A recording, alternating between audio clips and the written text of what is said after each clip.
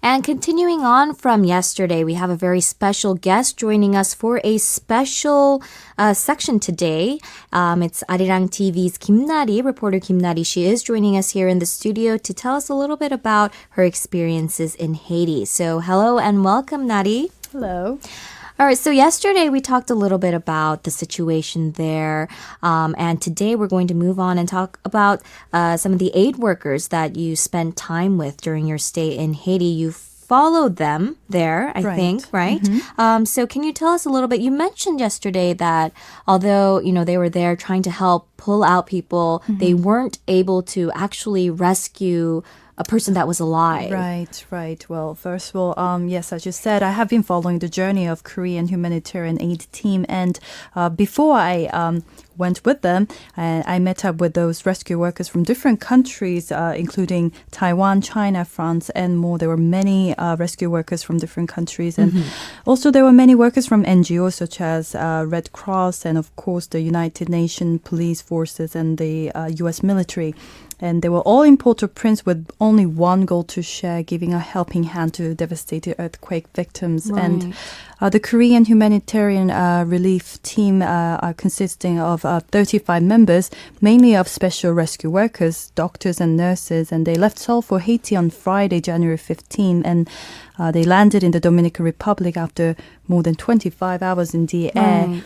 And it was really special because there were actually two sniffer dogs who did an excellent job in searching for bodies when an earthquake hit Wenchuan, China in 2008. And they were greeted by a very warm welcome in Haiti. And they were very cute and very smart. Really? And I was in love with them. And funny story is that these dogs, they already changed their fur into, prepare for winter, for the coldness. So, well, in Korea and in Haiti, it's very hot. Right. So in case of human, we can just take off our coats. Right. But dogs, they were really, they had to work in really hot situations. Did you shave their fur? No, because they eventually have to come back to Korea. Okay. So I heard that they were having extra difficult time doing their jobs. Right. But, Right. So, we mentioned before, the mission for these rescue workers is to mainly, look for survivors if there were any, and also to, treat people that were there. Can you tell us a little bit more about what they did? Right. Well, yeah, as you said, the mission was to simply search through the rubble and save survivors if there were any, and provide as much help as they can to those people in desperate need, such as those patients in the hospital. And mainly, the team drilled and dig and removed the rubble and searched and hoping to find anyone breathing. And the effort was most welcomed by the Haitians who needed every help they can get. And the people who were just waiting around to looking for any survivors, the Haitians, I talked to them, and they really thanked the Korean teams for their effort. Right. And also the president, René Préval, he thanked Korea for giving aid to these victims. Right. So, but one thing, though, I would like to mention is that as I said, they were unfortunate to find any survivors, even they really hoped for.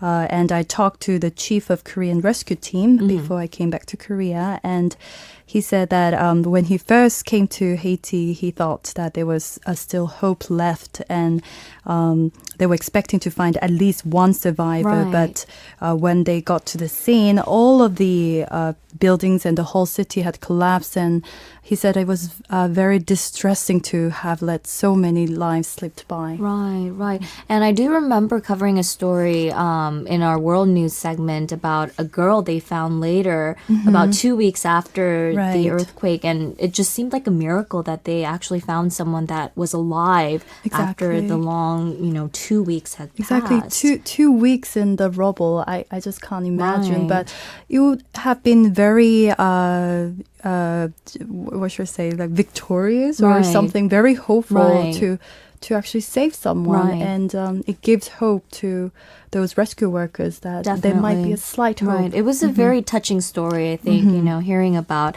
them. I think it was a young girl that they found. Right. About like 15 years old, teenage girls. Yeah. And, we talked a little bit yesterday about how there wasn't really any kind of accommodation for you there. Of course, you had to kind of live along with everyone else that was there. You mentioned, staying in your car, sleeping in your car. What about, when you had to take a shower or go to the bathroom? How was it? Well, first of all, there was nothing on the lot. And first day, I didn't take a shower. And actually, for a whole week in Port-au-Prince. I think showers would have been a luxury. Right, because there's no water and everything. But the rescue team, they built temporary shower booth, and it's just a shack. It's just a shack made out of this plastic material.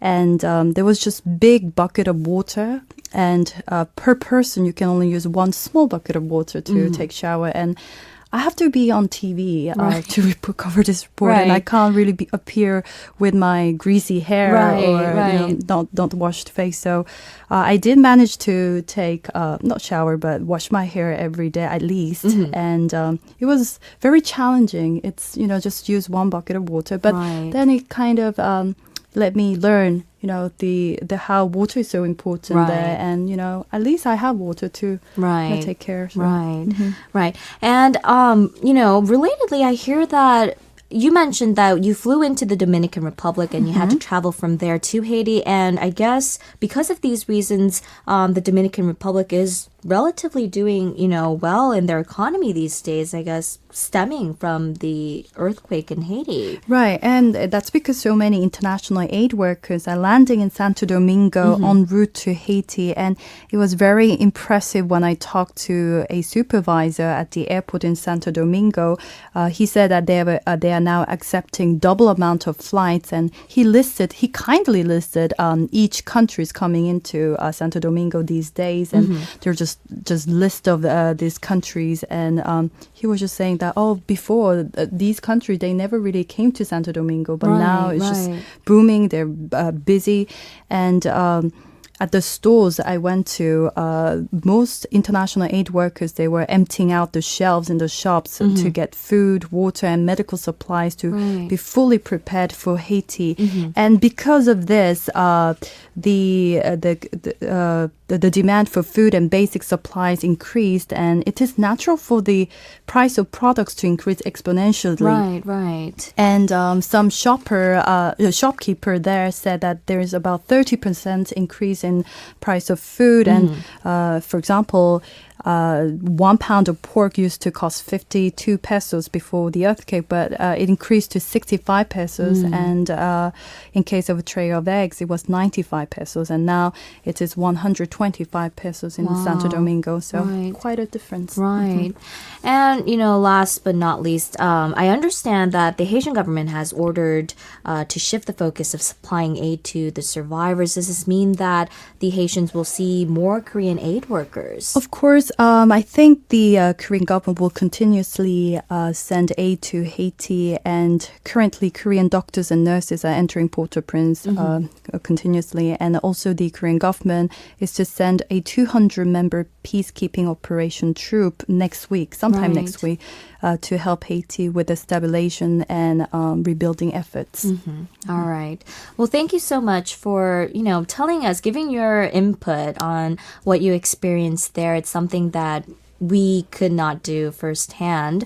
Thank you so much for that, and thank you for joining us, and let's talk again soon. Thank you. It was my pleasure. All right, and sending our reporter Kim Nari out, here is Sarah McLaughlin, Angel.